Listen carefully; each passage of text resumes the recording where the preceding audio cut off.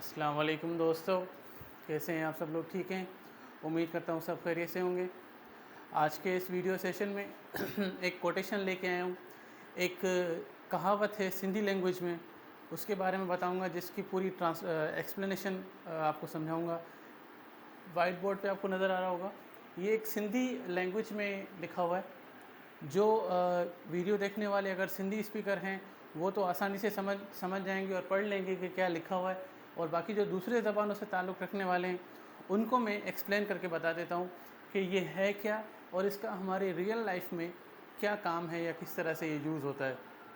तो पहले बता दूँ कि ये लिखा क्या है। ये लिखा है कि कैसा दिल कंखे दिलासो, कहते लत कंखा पासो। इसका सिंपल क्या कहते हैं ट्रांसलेशन तो ये है कि कैसा दिल यानी कि किसी से दिल लगाना या किसी से मोहब्बत हो जाना, केंखे दिलासो किसी को उम्मीद देना, किसी को आसरा देना, किसी को क्या कहते हैं पेंडिंग में रखना।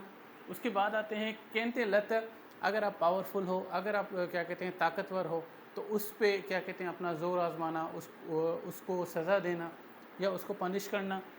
केंखा पासो, अगर आप उसके मुकाबले में कमज़ोर हो जिससे आप मुकाबला कर रहे हो, करना चाहते हो या कर रहे हो, और आपका दिमाग और आपका दिल और आपकी बॉडी ये बोल रही है कि भाई इससे साइड हो जाए, ये कुछ ज़्यादा ही ताकतवर है, तो उसका वो ये लास्ट वाले की ये सेंटेंस की मीनिंग ये है। अब आता हूँ इसकी पूरी एक्सप्लेनेशन क्या है, ये है क्या चीज़। तो बस इतना समझ लीजिए कि ये 4 वर्ड्स आपको नज़र आ रहे होंगे। एक लव, दूसरी होप, तीसरी फाइट, तीसरी स्टे अवे फ्रॉम। और आपकी आसानी के लिए मैंने इन पूरे सेंटेंसेस की यहाँ पे हिंटें भी लगा दी हैं। ये यही चीज़ें हैं जो मैंने वहाँ पूरी सेंटेंस है, इस तरफ वो है वर्ड लिखा हुआ है। अब आते हैं कि ये है क्या। इंसान की ज़िंदगी में जैसे ही 2 चीज़ें एक्टिव हो जाती हैं, नंबर 1 एंगर यानी कि गुस्सा, और नंबर दूसरी चीज़ शाय यानी कि शर्माना।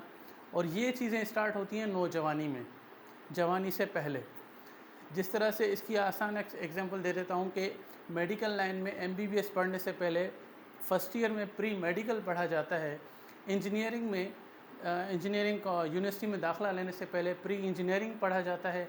उसी तरह से जवानी के स्टेज पे आने से पहले प्री क्या कहते हैं जवानी होती है, ये वो स्टेज है।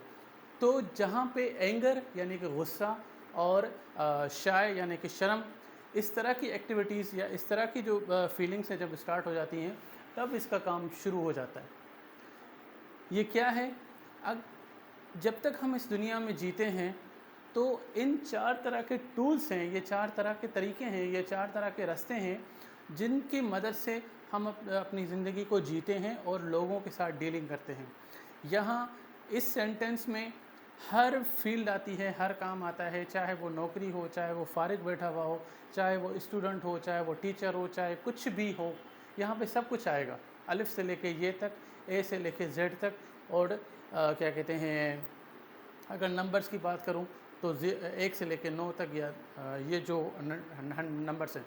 खैर, तो इस दुनिया में जब तक हम ज़िंदगी जीते हैं तो इन 4 तरीक़ों से जीते हैं। इन चारों तरीक़ों को एक साथ यूज़ कर रहे होते हैं अलग अलग सिचुएशंस में।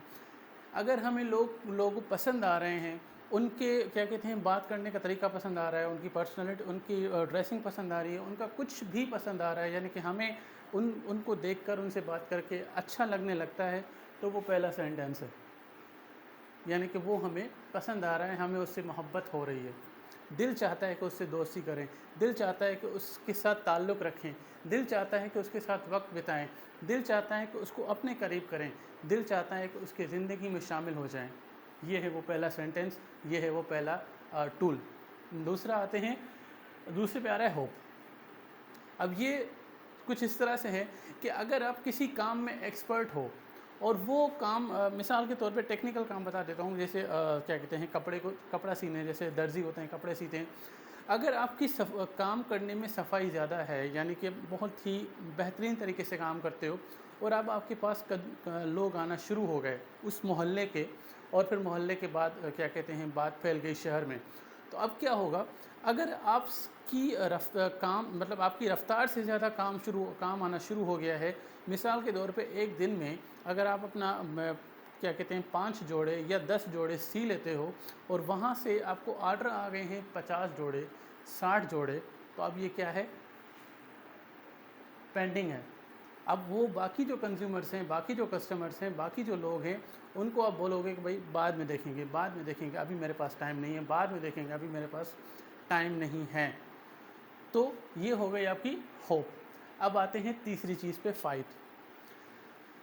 जैसे अगर कोई ऐसी सिचुएशंस आ जाती हैं कि गुस्सा आता है, यानी कि झगड़ा फसाद हो जाता है, या आपको लगता है कि भाई गलत हो रहा है आपके उस क्या कहते हैं ग्रुप में, या जहां आप ज़िंदगी जी रहे हो, चाहे वो आपको प्रोफेशनल लाइफ हो, चाहे आपकी पर्सनल लाइफ हो, किसी तरह का भी झगड़ा हो रहा है और उस झगड़े में आपको लगता है कि भाई मैं ताकतवर हूँ, इससे मुकाबला कर लूँगा, हाथापाई कर लेते हैं, फिर बात की बात में देखी जाएगी। ये क्यों होता है, इस तरह की सोच हमारी क्यों बन जाती है, और हमसे वो हाथ क्यों उठ जाता है, हमसे वो हाथापाई, हमसे वो लड़ाई क्यों हो जाती है, उसके पीछे रीज़न ये है कि आप 100% जान चुके, आपको पता है कि वो मुझसे कम है ताकत में, क्या कहते हैं मुकाबला करने में, तो फिर आप यही टेक्निक यूज़ करोगे कि भाई उससे फ़ाइट कर लो, ताकि हम जीत ही जाएंगे। ठीक है जी। उसके बाद लास्ट आ रहा है केंखा पासो, यानी कि स्टे अवे फ्रॉम। अब यहाँ पे बात आ रही है कि अगर सामने वाला, मुकाबला करने वाला आपसे ज़्यादा है हर हिसाब से, चाहे वो फाइटिंग में ज़्यादा हो, चाहे वो दिमाग में ज़्यादा हो, चाहे वो क्या कहते हैं जो अपने साथ लश्कर लेके आ रहा है, उसमें किसी भी तरीके से आपको लगता है कि वो मुझे हरा देगा या वो मुझ पे हावी हो जाएगा, मुझ पे काबिज़ हो जाएगा, तो अब यहाँ पे एक ही हमें आइडिया मिलेगा, एक ही रास्ता मिलेगा कि भाई साइड हो जाओ, इससे मुकाबला नहीं कर सकते, इससे साइड हो जाओ और कहीं और जाके अपना डेरा जमाते हैं, कहीं और जाके अपना काम बसाते हैं। ये हमारे रियल लाइफ में होता है, आपकी रियल लाइफ में भी ऐसा ज़रूर होता है कि किसी से आपको कुछ लोग हैं जिनसे आपसे मोहब्बत हो जाती है, कुछ लोग हैं जिनको आप टाल मटोल करते हो, कुछ लोग हैं जिनसे आप मुकाबला कर जाते हो, मतलब फ़ाइटिंग की बात कर रहा हूँ, कुछ लोग हैं जिनसे आप साइड पकड़ के चले जाते हो। तो आज की वीडियो इतनी थी, और ये जो पूरी का पूरा सेंटेंस लिखा हुआ है ये हमारे रियल लाइफ पर बेस्ड है। ये जो हम एक पुरानी कहावत है, यानी कि जो आज क्यों यूँ कहूँ कि हमारे जो दादा दादी हैं उनके टाइम की और उससे भी पीछे के टाइम की, ये जब लोग उनके सामने कुछ ऐसे वाक़यात हुए तो किसी ने ये एक जुमला बना दिया, ये एक शेर बना दिया, ये एक कोटेशन बना दिया, और फिर उसको जब शेयर किया तब जाके ये चीज़ मशहूर हो गई सिंधी लैंग्वेज में, लेकिन आपको मैंने एक्सप्लेनेशन उर्दू में बता दी। आज का वीडियो बस इतना था, उम्मीद करता हूँ आप सबको पसंद आया होगा। मुझे दुआओं में याद रखिएगा, अपना बहुत सारा ख्याल रखिएगा। अल्लाह हाफिज़।